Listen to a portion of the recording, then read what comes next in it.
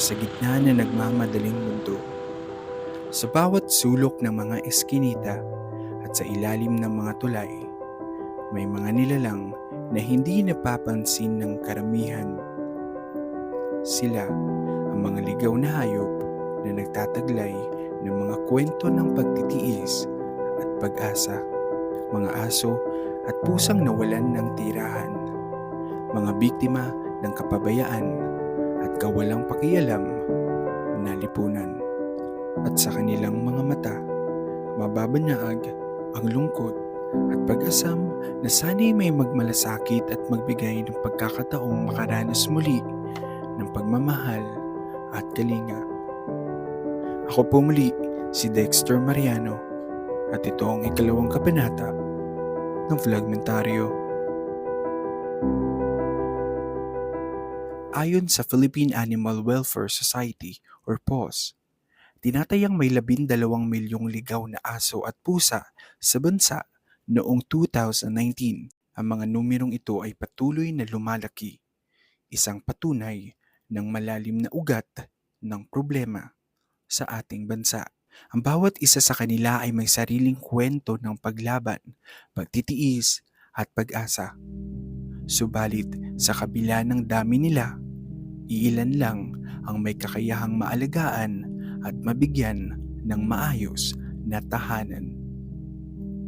Ang paglobo ng bilang ng mga stray animals ay dulot ng iba't ibang dahilan tulad ng kakulangan sa responsableng pet ownership, kawalan ng access sa spaying and neutering, at kakulangan sa edukasyon tungkol sa pangangalaga ng hayop. Maraming hayop ang iniiwan at inililigaw o hindi na muling nakakabalik sa kanilang mga tahanan.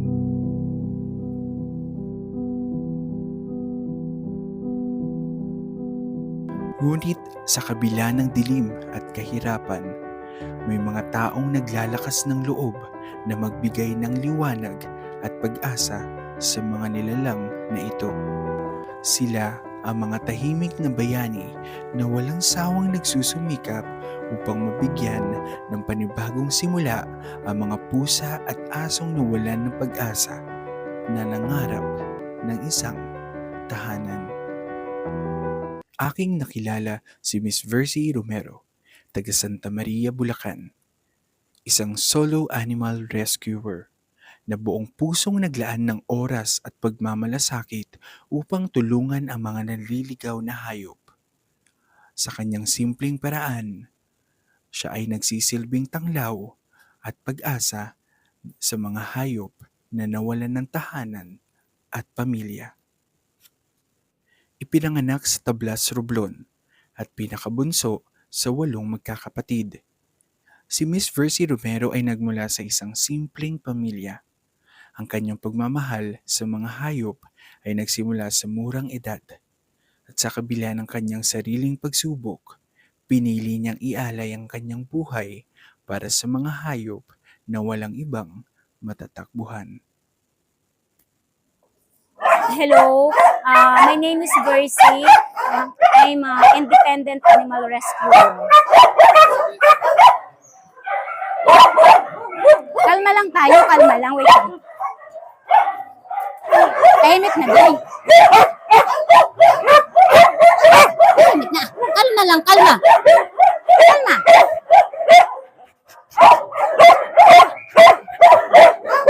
Tama na. Tama na. Kalma lang na, kalma lang. Actually, wala akong balak talaga. O wala sa plano ko mag-rescue. Yun lang, nag-start ako dahil wala kaming aso dati eh. Kaso dinalhan kami ng ate ko nung si Mickey na, natuta pa lang. Kasi pauwi ng Pangasinan na ata yung aso, yung mga tuta. Hindi ko alam kung iniiwanan na lang yung gano'n. Naawa yung ate ko, dinala yung isa. Okay, ako nag-alaga kasi yung mga anak ko syempre nag-aaral. Na-attach ako sobra. Tapos, yung mga makita ko ng aso sa labas, awang-awa na ako. Si Mickey na-adapt ko yan 2017, tapos parang 2018, nag-start na ako. Tapos, nag-start ako dun sa aso ng mga kapitbahay ko kasi lagi nakabilad lang sa gate yun, sa initan. Tapos si Princess, pinupuntahan ko na lang yun, tapos pinapaliguan, ganyan-ganyan. Umano ko, tumatawid ako sa may sa bakod. Kasi sarado yung gate para lang mapakain sila, mapaliguan. Ayun, nagtuloy-tuloy na. Kaya nadagdagan sila ng nadagdagan. Ngayon, yung mga aso ko, 85. Kasi may huling puppy ako na rescue dito. Yun nga, puro galis. Pero ngayon, gumagaling na rin siya. Andun sa loob. Sa pusa, 20 plus yan 25. Kaso nagkasakit na sila. So ngayon, 19 na lang. Dati, nung konti pa lang yung mga aso ko, nasa 40, kayang-kaya ko pa i-provide support yung pagkain nila. Yung vettings, yun, hinihingi ko ng tulong. Yung iba naman, dahil wala din talaga, so ito na talaga nag-shoulder. Siyempre, ang pera, alam mo yun, nauubos. Hindi na ako nakapag-work. Dahil nag-focus na talaga ako sa kanila at nakita mo, wala naman akong kasama. Tapos, tawag dito, ngayon, sobra akong struggle talaga sa food. Sa food lang talaga. Eto, renting kami, 5,000 a month plus tubig plus Meralco. Ang sumasagot na niyan, mga anak ko. Kaya ang hinihingi ko lang talaga na donation, pagkain lang. Tapos kung sa vettings naman, minsan, kung kaya lang mga minor check-up lang, okay lang. Pero pag yung, tsaka mga gamot-gamot, pero pag yung mga operation na, yung kailangan ko din talaga humingi ng tulong. Awa ng Diyos, wala naman. Ngayon, wala. Thank you, Lord, talaga. Kasi wala naman sa kanila nagkakasakit. Tahimik mo na, tahimik mo. Oo ka. Eddie! Sa totoo lang, sa hirap ng pinagdaanan ko, minsan naisipan, ilang beses na pumasok sa isip ko, suicide na lang. Kasi parang napagod na ako, alam mo. Kung hindi lang dahil sa kanila, iniisip ko sila eh. Tapos, malamang, lalo na ngayon may sakit, nagkasakit ako, di ba? Okay lang sana kung yung kaya kong kaso pag yung nakahiga talaga ako, grabe, sobrang hirap na hirap ako nun. Kasi yung pagpapakain, yung paglilinis, di ba? Kaya feeling ko, kung mauna akong mawala sa mga aso ko, baka ang bagsak nila, baka dog pound, kung baka yun ang maisipan nila. Pero, syempre, susulat ako talaga na huwag doon ilagay, hanapan ng shelter na maayos. Actually, nung nagkasakit ako, napraning ako. Diba, pinag-mention ko yung Biyaya, yung Animal King Foundation, yung Potion Project, kasi feeling ko, matutulungan nila ako eh. Ang pamilya ang turing ko dyan sa mga yan. Kaya iniisip ko kung magpapa-adapt ako, gustong-gusto ko sila ipa-adapt. Pero gusto ko talaga yung sa maayos na pamilya. Actually, may nagsabi sa akin, kung ano yung nagpapabigat sa buhay mo. Kasi syempre, di ba, siguro nakikita nila sa mga post ko na hirap talaga ako lagi. Almost every day, nagpo-post ako ng donation. Sabi sa akin kung bakit hindi mo pa bitawan? So ang tinutukoy nila, malamang yung mga rescues ko. Paano ko bibitawan ang mga yan? Buti kung mga gamit lang yan, di ba? Na basta mo na lang sila pakawalan. Pinaghirapan ko yung mga yan, dyan naubos ang pera ko. Ang pera namin.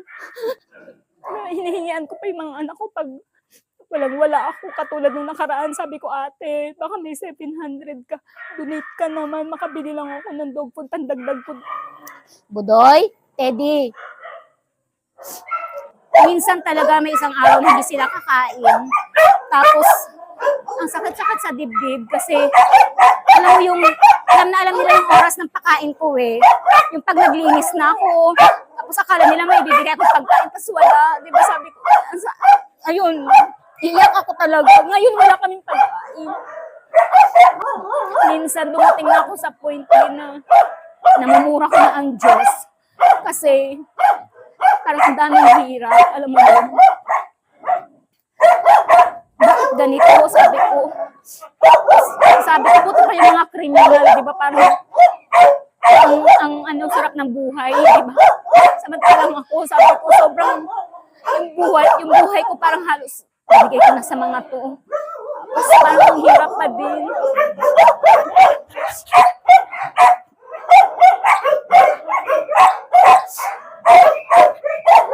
Eto, kinaladkod siya ng owner niya sa Valenzuela. Nagsuka ata yan ng dugo. Tapos, ayan, dati rooming siya.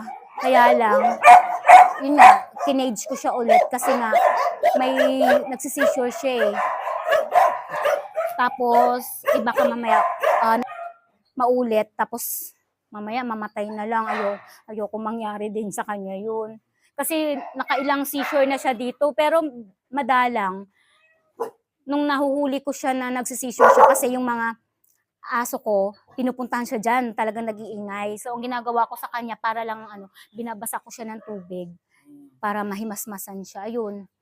Sabi ko nga, para akong tanga eh. Sabi ko, sa hirap at ginhawa, sabi ko, magsasama tayo. Sabi ko, ganun. Ayoko na mamatay sa inyo kasi talagang trauma ako sa ganun. Kahit ganito na hirap tayo sa pagkain, yun, lalaban tayo, sabi ko. Baka naman talagang pagsubok lang talaga to. Baka merong nakaplano si Lord na sa susunod, giginhawa rin tayo. Kasi sa totoo lang, hindi ako madamot na tao. Nung dating meron ako, alam din yung mga kasamahan natin na iba, na pag humihingi sila at meron ako, nagbibigay ako. Ngayon lang talaga sobra. Wala akong income, ubos na yung commission ko. So wala talaga. Kaya lagi akong kinakabahan araw-araw. Kasi ito yung cat food na lang namin na natira. Hindi na kasi mamayang hapon. Tapos, kahit yung dog food ko din, yung timbak ko dun, wala na ring laman. Meron pa akong konti na dog food puppy, so pwede pa yun kahit hanggang bukas. Yung ngayon talaga wala. Kasi, isang sako, isang araw, isang kainan lang talaga dapat ng mga aso ko. Hindi na talaga kaya yung yung hahatiin ko sa 2 araw, hindi kasya. Sa mga gusto po mag-donate sa amin, pwede po kayo mag-send ng tulong via GCash, or you can send also in-kind donation. Ibibigay ko po yung address. Pwede nyo po ako ma-search sa FB, Versi Romero. Kailangan ko po talaga ng tulong nyo. Lalo na po ngayon. Ngayon nga, wala kaming dog food, wala ding cat food. So, hindi ko pa po alam kung saan kami makakakuha. Ang hirap mag-isip ng pagkain nila araw-araw. Sa totoo lang, sobrang struggle kami sa food. So baka po merong mapapansin sa amin at matulungan kami. Maraming salamat po sa inyo.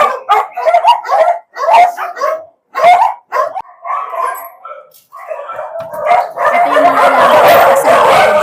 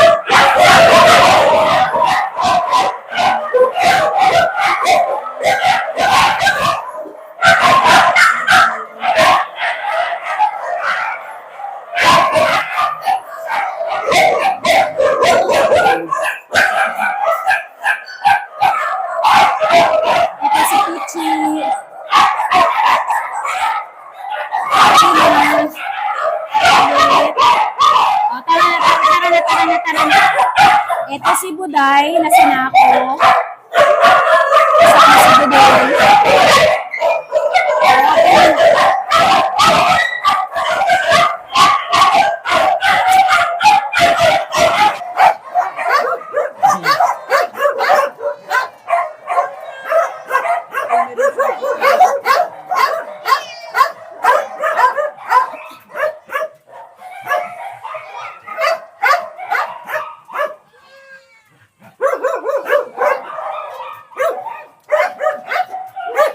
So ayan, narinig natin yung kwento ni Ma'am Versi, ni Miss Versi. Hopefully may mga tumulong sa kanya na especially dun sa mga needs at pagkain ng mga aso. Kung gusto niyo mag-donate ng mga vitamins o yung mga dextrose powder, lahat yung tinatanggap po ni Miss Versi para sa kanyang mga more than 100 plus na alaga. Sana po matulungan natin siya, guys. Dito umaga hapon, kaya hindi ako dito natulog. Sa umaga,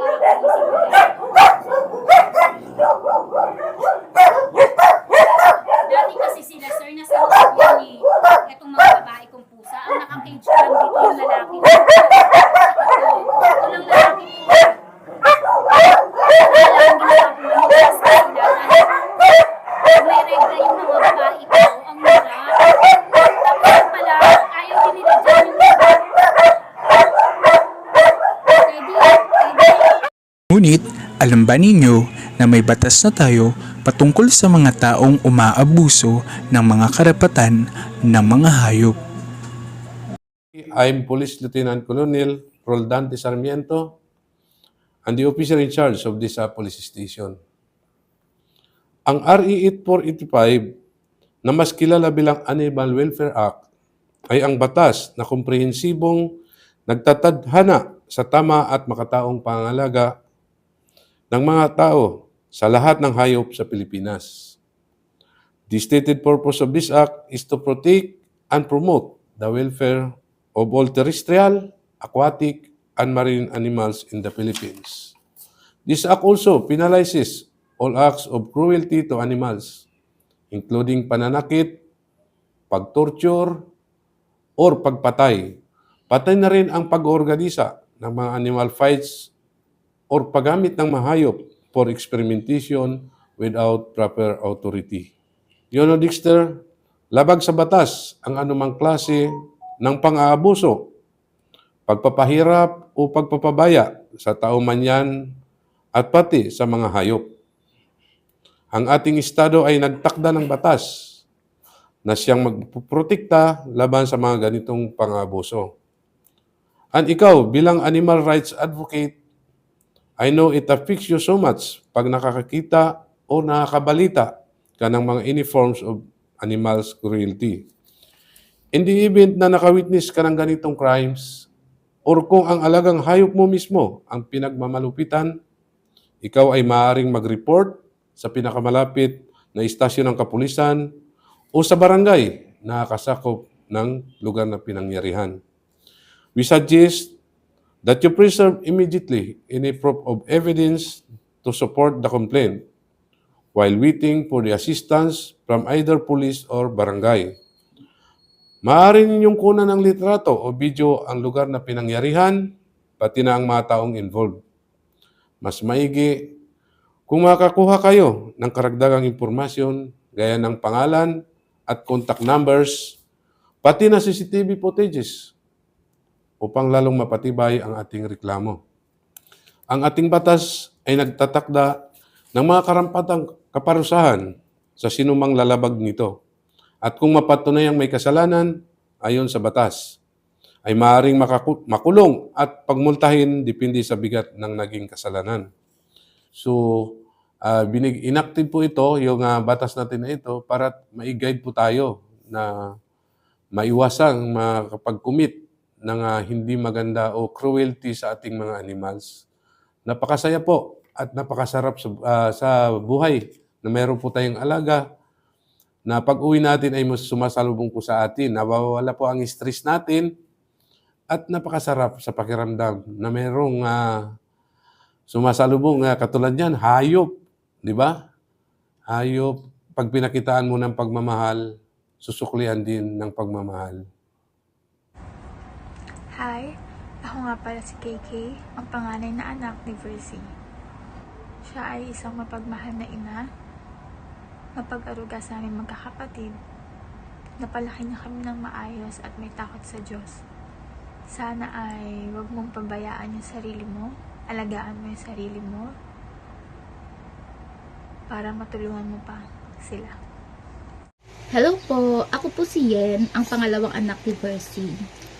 Si Mami po bilang nanay, is mabuti naman po siyang ina. Mabuti, maaruga, maasikaso, mapagmahal sa aming magkakapatid. At higit sa lahat, strict po talaga siyang nanay. And message ko naman po sa kanya bilang animal rescuer. Alam naman po natin kung gaano kahirap ang isang solo rescuer. So, maraming pinagdadaanan niyan, like depression, anxiety, kasi hindi natin alam kung saan kukuha ng pang-araw-araw na food ng mga doggy. And di rin naman din sure na everyday may nagdo-donate. So, message ko kay Mami is sana humaba pa yung life niya and maging priority niya rin syempre yung kalusugan niya, na maging healthy siya lagi. Kasi kung gano'n yung pag-aalaga sa mga aso, sana gano'n din niya alagaan yung sarili niya. Alam ko naman din na thankful din naman yung mga dogs and cat kasi na-rescue sila ni Mami. The meantime, nabigyan sila ng another life para mabuhay sa mundong to. Nabigyan sila ng may magmamahal sa kanila. So, kung hindi siguro ni-rescue ni Mami yun, siguro wala sila dito sa mundong to. So, ayun ma, ingat ka lang po lagi and syempre, iwasan po natin magkasakit. Unahin po natin muna yung sarili natin. And God bless you always and we love you. Mwah. I love you po, Lomi. I miss you. Hi, ako nga po pala si Justin, pangatlo po sa aming magkakapatid. Si Mami po bilang isang magulang, siya po ay maasikaso, maalaga at mapagmahal na ina. At higit po sa lahat ay sobrang isipin niya po sa aming magkakapatid. Bilang isang animal rescuer naman po, si Mami yung tipo na sobrang tiyaga niya po na alagaan po silang lahat kahit na minsan nagkakasakit na po siya. Pero hindi niya pa rin po ito narilimutan na asikasuhin at pakainin po sila lahat araw-araw. At lagi rin po siyang gumagawa ng paraan para lang po meron po siyang may pakain sa kanilang lahat. Ang message ko naman po kay Mami, maraming pong salamat sa lahat po ng sacrifice niyo sa amin. At lagi niyo po sanang ingatan niyo yung kalusugan para hindi po kayo magkasakit. Mahal na mahal po namin kayo. Yun lang po, maraming pong salamat. Ngunit ang landas tungo sa pagbabago ay hindi dapat tatahakin ng mag-isa. Ngayong ating nakilala si Miss Versi at narinig ang kanyang kwento, mayroon tayong pagkakataong magbigay ng tulong at suporta sa kanyang misyon. Sa pamamagitan ng pagtutulungan at pagkakaisa, maaari nating matulungan si Miss Versi na patuloy na magsilbing tanglaw at pag-asa sa mga naliligaw na hayop. Sama-sama nating ipakita ang ating pagmamalasakit at pagmamahal sa mga nilalang na ito. Sa bawat hakbang na ating gagawin, nagbibigay tayo ng panibagong simula para sa mga naliligaw na hayop. Sapagkat sa kanilang mga kwento, matatagpuan natin ang lihim ng tunay na pagmamahal at kabutihan sa mundo. Muli ako po si Dexter Mariano at maraming salamat sa panonood ng ikalawang kabanata ng Vlogmentaryo.